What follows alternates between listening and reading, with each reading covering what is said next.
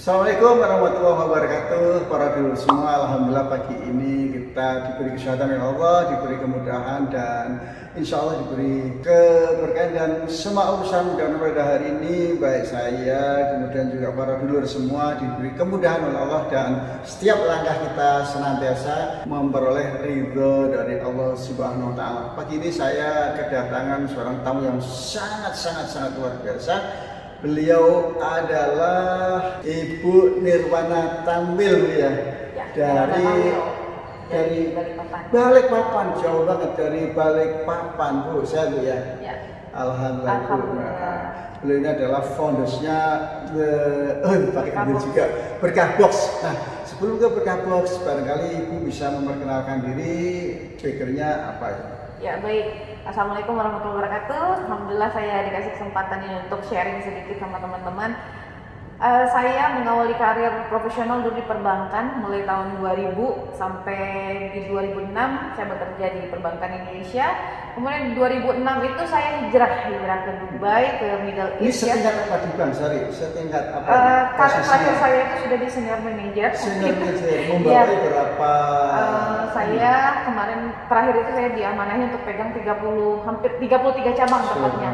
Bank di Kalimantan. Iya, untuk konvensional dan juga 3 bank syariah. Jadi ada 33 cabang untuk area Kalimantan.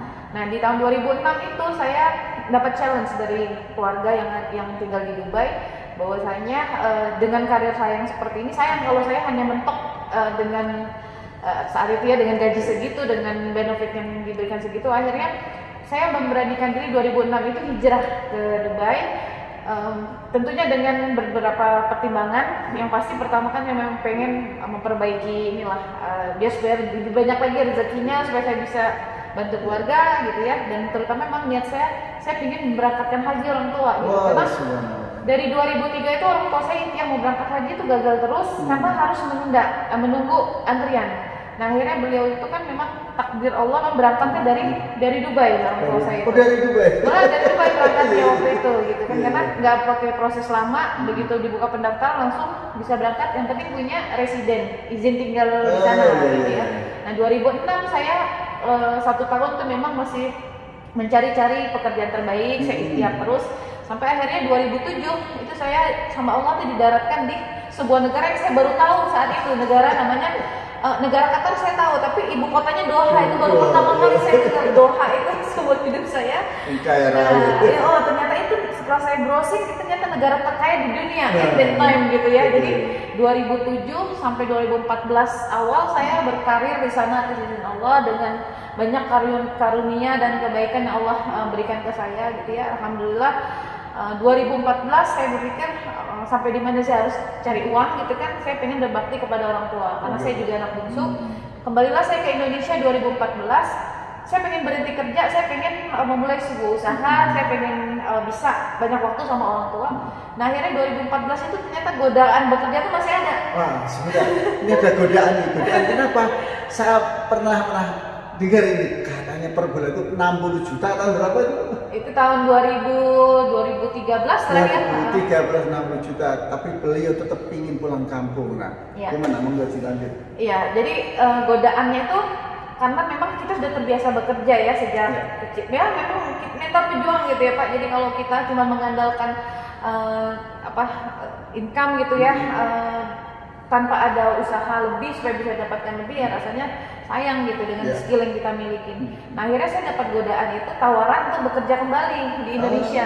Nah, saat itu Bank Qatar itu bank yang memang saat itu menjadi bank nomor 1 terkuat ya, terkuat di dunia, bukan di Indonesia.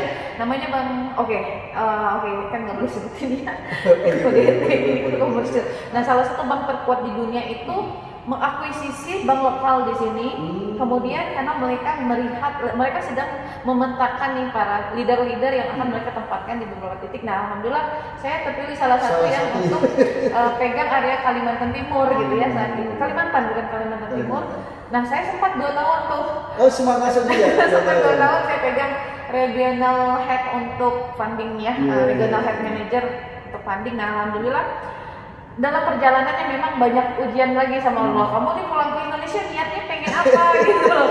Malah waktu saya tuh habis untuk ya dia ketemu klien, ketemu nasabah, sementara orang tua hanya memang selintas saja gitu. Nah, akhirnya saya dapat hidayah 2017 saya ketemu dengan guru-guru saya yang hari ini alhamdulillah memang istiqomah lah yang menuntun saya, nasihatin saya. Beliau saya izin sebutin Ustaz Randy Saputra, kemudian juga ada Ustaz Lukman Nur Hakim. Nah, dua sosok ini masya Allah luar biasa ya, yang sangat menjaga saya. Alhamdulillah Allah kirimkan mereka untuk menjaga saya sehingga sampai hari ini saya istiqomah untuk nggak nakal lagi, saya hanya fokus untuk dakwah gitu ya. Jadi kalau menurut mereka tuh, mereka mengumpamakan saya ini seorang Hindun. Hindun itu yang dulu memang masya Allah musuh banget gitu ya. Iya, Hindun yang zaman Rasulullah kan musuh sekali, iya makan jantungnya Hamzah gitu ya. Tapi pada saat dia bertobat dia betul-betul pengen jadi yang terbaik gitu. Nah, saya tuh diumpamakan mereka seperti Hindun, ya nggak apa-apa lah. Zaman jahiliyah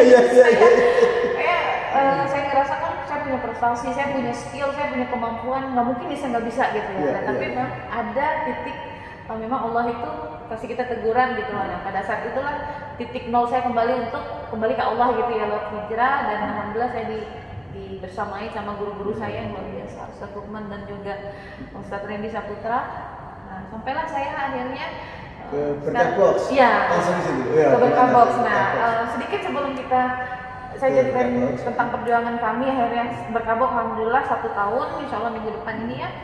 Karena saya saat bertemu dengan Ustaz Lukman, beliau sudah menyampaikan gitu ya, menasehati kami bahwasanya tidak ada peradaban besar itu lahir dari sekretariat, dari ruko, dari kantor, dari office dan sebagainya.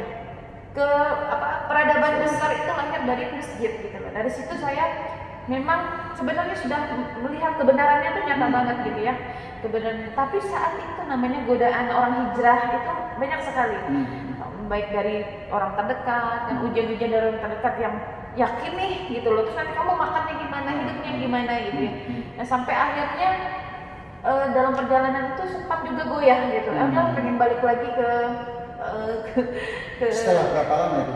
1 tahun gitu. 1 tahun saya jalan itu pengen coba lagi. Adalah saya sempat juga punya, sejak pulang saya punya restoran alhamdulillah masya Allah ramai laku gitu ya. Nah, tapi pada saat saya alhamdulillah sekarang sudah ada dengan label yang baru dan insya Allah lebih berkah. Apa itu labelnya? Kita bergerak di perayaman kuliner, kuliner ayam. Ada beberapa, ada ayam uma, ada ayam tetu ya.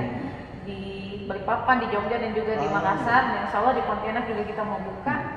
Nah, ini udah memang usaha yang sekarang ini memang bukan usaha yang saya jadikan tempat tumpuan hidup gitu ya. Jadi saya memang meniatkan hari ini tuh totalitas di Berkah Box, ngurus ya tanda kutip menjebatani lah biar orang-orang bisa makan gitu. Nah, akhirnya kembali lagi ketika Ustaz Lukman itu bilang sama kami, oke, bangunlah, bergeraklah mulai dari masjid gitu. Maaf, waktu itu Pak Ustaz Lukman Hakim sudah di Kapal Munzalan itu ya, masjid? Iya, memang beliau kan memang kalau saya nggak salah dari tahun 2012 sudah mulai dakwahnya di sana gitu. Karena ya kalau dulu kan memang saat itu mungkin kecepatan teknologi, digitalisasi juga masih belum serapid hari ini gitu ya. Jadi memang sampai sekarang ini ya masya Allah gitu ya, dampaknya luar biasa gitu ya. Nggak hanya di Indonesia, luar biasa sampai ke seluruh dunia. Sudah banyak sekali santri-santri beliau yang ikut belajar sama beliau ya. Saya juga bersyukur menjadi salah satu murid beliau gitu ya, banyak diberikan nasihat gitu yang saya juga merasa memang kalau kita mau sukses kita butuh taat gitu loh, patuh. Nah, disinilah saya banyak belajar dari guru saya, kayak saya Ustaz Lukman, bahwasanya kalau sudah beliau ini kan meramu pola bagaimana dakwah supaya kita ini ditolong Allah pada akhirnya gitu kan, cari ridha Allah. Nggak sebentar gitu. Nah, sementara kita ini kan pengen instan ya, alhamdulillah kita dia udah nikmatin gitu. Sama Ustaz tuh udah dikasih nih formulanya, rumusnya udah dikasih, kita tinggal jalanin. Itu aja kita masih mau nakal gitu, mau membantah. Nah, itu yang bikin Allah jadinya, kamu ini nggak tahu bersyukur banget sih gitu. Nah pada akhirnya alhamdulillah setelah kita memutuskan mau ke masjid terus masih galau-galau, akhirnya karena ada ujian kita kembali bener-bener hari ini kita tobat, kita kembali ke masjid. Nah, kita dipercaya untuk mengelola sebuah masjid. Nah, masjid ini terletak di Yogyakarta. Nah, dari situlah tadi kita pengen. Masjid apa? Ini perlu disebutin, kayaknya gak usah disebutin. Karena memang tanda kutip gini, kami itu 3 bulan. Yang saya dengar yang biasanya ngetop itu ada Jogokarian, ada Masjid Khadijah ya, Masjid Suci. Iya. Masjid Suci apa itu? Ya salah satunya memang masjid tersebut gitu ya. Jadi memang kita diamanahi untuk mengelola, masya Allah ya, dari muwakifnya yang pemilik masjidnya mempercayakan kami untuk bagaimana masjid ini bisa makmur, ramai jemaah, ramai program dan sebagainya. Nah alhamdulillah kami melihat memang program apa yang paling efektif yang memang langsung menyentuh umat gitu ya. Jadi tidak hanya sekedar taklim gitu, karena taklim itu sudah banyak diselenggarakan di semua masjid. Ya, nah begitu kami luncurkan program makan-makan, jadi masjid itu kita bikin tagline masjid makan-makan. Masjid makan.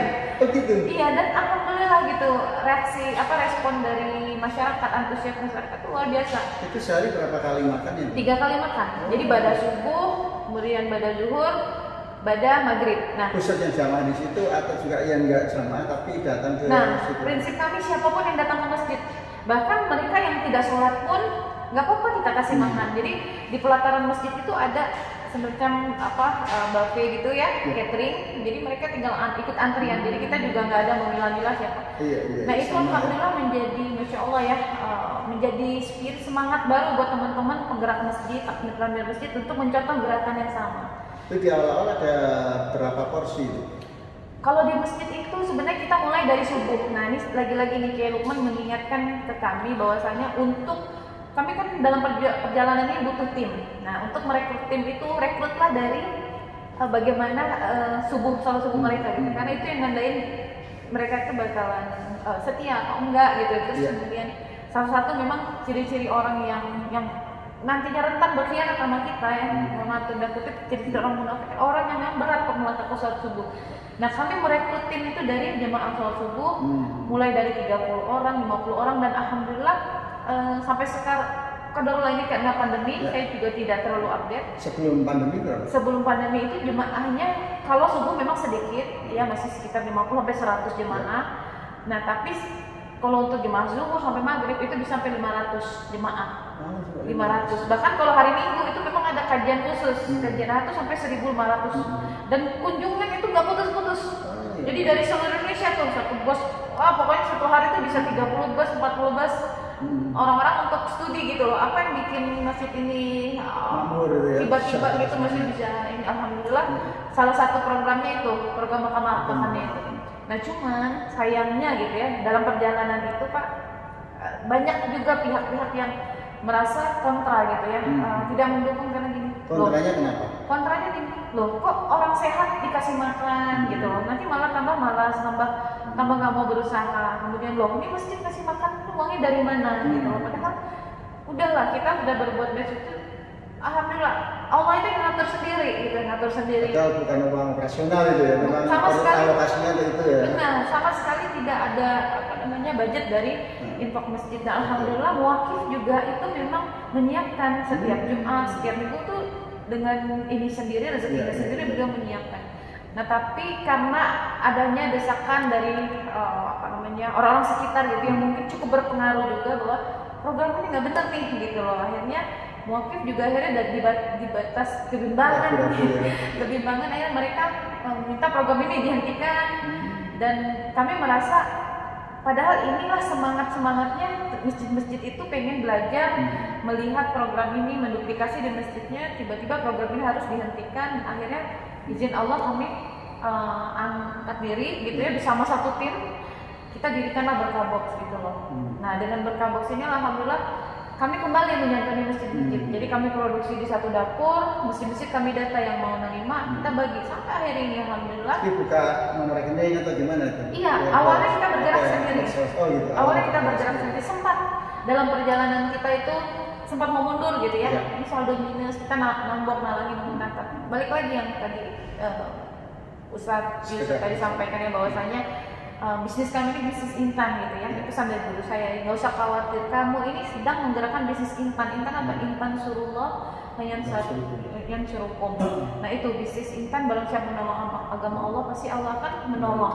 Nah itulah semangat yang kami tanamkan, bahwasanya sudahlah nggak apa-apa kita niat nolong. Nah tiba-tiba dengan keikhlasan, kesabaran, satu persatu tuh teman-teman membersamai. Bahkan teman-teman yang bersama ini juga bukan sahabat dekat. Sahabat dekat malah melihat ini kayaknya hal yang aduh sia-sia dilakukan gitu. Alhamdulillah Allah tuh hadirkan yang baru-baru yang sampai hari ini. Alhamdulillah kami sudah bersamai hampir 5.000 donatur. 5.000 donatur. Ya. Kalau saya nggak salah tuh kurang lebih 5.000 donatur. Kalau di Jogja sendiri sudah berapa box itu per harinya? Kalau per hari ini itu sudah 4.950 box. Itu keseluruhan seluruh Indonesia atau Jogja ya? Enggak. Kalau di Jogja itu 1.600. 600 box, kemudian di Balikpapan 2.200 box, kemudian di Makassar itu hampir 1.200 box lebih. Setelah dari Jogja itu berapa lama di Jogja, kemudian juga ekspansi ke Makassar dan Balikpapan? Oh iya, baik. Nah sebenarnya ini karena kecelakaan juga ya, kita sebenarnya awalnya mau fokus di Jogja dulu. Nah tapi karena waktu itu kita sedang mempersiapkan sesuatu proyek di Balikpapan, qadarullah itu pandemi COVID, sehingga saya ter-lockdown 6 bulan di sana dan memang akhirnya awalnya kita cuma wacana nih, mungkin nggak ya dapur Balikpapan kita expand nggak nih, gitu. Karena memang harus donasi saat itu sudah banyak, kami perlu perluasan gitu loh. Nah kita sedang menjajaki Balikpapan, kebetulan karena memang kami base-nya di sana. Nah alhamdulillah kita juga punya usaha rumah makan yang memang waktu itu masih ya hidup enggan mati tak mau gitu kan. Nah tapi dengan hadirnya Berkah Box 6 bulan saya malah fokus ngedevelop di situ. Malah restoran saya nggak saya urusin ya tadi. Saya nggak ngurus, saya lagi nolong agama Allah nih. Restoran saya Allah urus sendiri. Malah sekarang itu restoran orderan nggak berhenti gitu loh ya. Alhamdulillah. Nah dari situ lonjakan donasi juga meningkat terus. Nah kami harus memikirkan untuk perluasan lagi. Nah kita pilih titik Makassar gitu kan. Kenapa kami mengambil titik seperti? Karena kami melihat di Jakarta ini relatif kan orang-orang memang yang sudah teredukasi untuk memberi makan sudah banyak. Jadi supaya sebaran untuk gerakan berbagi nasi ini merata gitu kan, karena Berkah Box nggak mungkin bisa jalan sendiri. Jadi banyak teman-teman yang bahkan sudah ngeduluin, cuman memang mereka tidak tidak mungkin kalau kami sampaikan, kami ceritakan gitu loh apa yang kami lakukan setiap hari sehingga ya atas pertolongan Allah juga ini jadi viral gitu loh, kegiatannya jadi viral gitu. Nah kalau ditanya kita promosi gimana, kami nggak ada promosi Pak, jadi kami bercerita atas apa yang kami lakukan gitu. Banyak menawarkan kita pengen dong ini. Nah ini pertama kali Masya Allah hari ini saya diundang di MNC TV ini. Sebenarnya ini adalah hasil kerja keras. Ya, saya harus menghargai sekali hasil kerja keras founder kami juga Ustaz Randy. Harusnya beliau nih yang ada di sini, tapi qadarullah ada urusan lain. Nah ini kali pertama kami diundang media untuk bercerita secara resmi lah gitu apa yang kami kerjakan. Sebelumnya kami nggak pernah mentargetkan itu, bahkan membudgetkan untuk marketing juga nggak ada gitu, karena memang akad donasi kami kan 10.000 per box gitu. Kemudian untuk menentukan titik mana yang akan menjadi semacam base camp atau gimana, misalnya di Makassar nih, apakah di sekitar masjid Markas Al Islami atau masjid apa, apa, itu cara menentukannya gimana? Iya Pak, nah ini cukup sensitif juga ya, jadi kami memang belajar dari pengalaman kami di masjid waktu di Jogja kemarin, memang kami nggak mau berafiliasi dengan masjid tertentu gitu, jadi kami mau independen. Jadi dengan kami independen, kami develop satu dapur. Jadi setiap kota itu kami bikinkan sebuah dapur yang dapur ini punya wewenang penuh untuk mendistribusikan kemana. Jadi kami tidak diatur sama masjid. Nah itu yang kami pelajari. Kenapa? Karena rawan nanti masjid ini dikasih, masjid ini enggak. Jadi tim kami yang survei. Yang pasti kami menyelamatkan masjid-masjid sekitar radius terdekat dari dapur Berkah Box. Betul. Tidak ada bentrokan dengan pihak takmir masjid atau gimana? Enggak, justru kita tawarkan baik-baik, justru disambut Pak. Alhamdulillah malah mereka ya memberikan testimoni dengan adanya program ini jemaahnya makin ramai. Kemudian mereka juga ingin ngajuin penambahan. Nah itu yang kami, kalau mereka ngajuin penambahan ya kami pertimbangkan banget, karena kami berpikir ini perlu untuk siar ke masjid-masjid lain. Jadi mereka harus mandiri. Logikanya kan kalau jemaah ramai, insya Allah infaknya ramai. Jadi masjid juga harus ikut kontribusi gitu loh. Kami membuka jalan. Ini kan udah ribuan box itu setiap hari. Nah dari tenaganya gimana cara merekrutnya nih? Oh iya baik. Nah kebetulan di Berkah Box memang kami tidak memperlakukan tenaga relawan. Jadi kami merekrut karyawan profesional untuk bekerja full time gitu. Jadi kerjanya 8 jam, 1 jam istirahat, dari total 9 jam. Dari chef sampai ke yang operasional jalan distribusikan gitu ya? Betul. Nah, untuk distribusi memang hari ini kita minta pihak masjid yang ambil. Karena mereka yang butuh, mereka yang ambil supaya mereka bisa menghargai gitu loh. Sebelumnya kami memang bekerja sama ojek-ojek online, tapi pada akhirnya banyak komplain karena barang yang diterima sudah rusak dan sebagainya. Karena kan memang nggak ada rasa memiliki gitu loh. Paket punya siapa kita langsung antar. Nah, sekarang ini masjid yang ambil sendiri, jadi terjaga gitu. Nah, kami merekrut karyawan ini tentunya memberdayakan. Nggak tahu juga nih, kalau hampir semua karyawan kami itu memang berlatar belakang yang memang bukan berlatar belakang orang-orang yang menengah, ekonomi menengah. Oh gitu ya.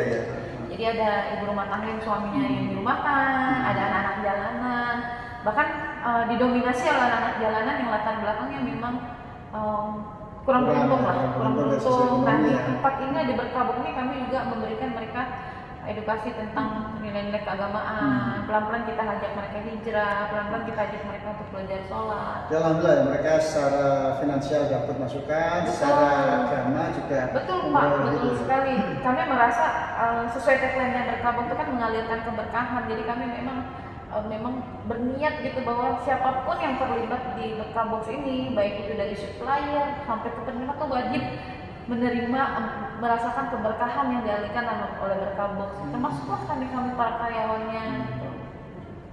Alhamdulillah. Oke. Barangkali ada pesan-pesan khusus untuk para dulur. Saya memanggil nanti subscriber dan sebagainya dengan para dulur ini.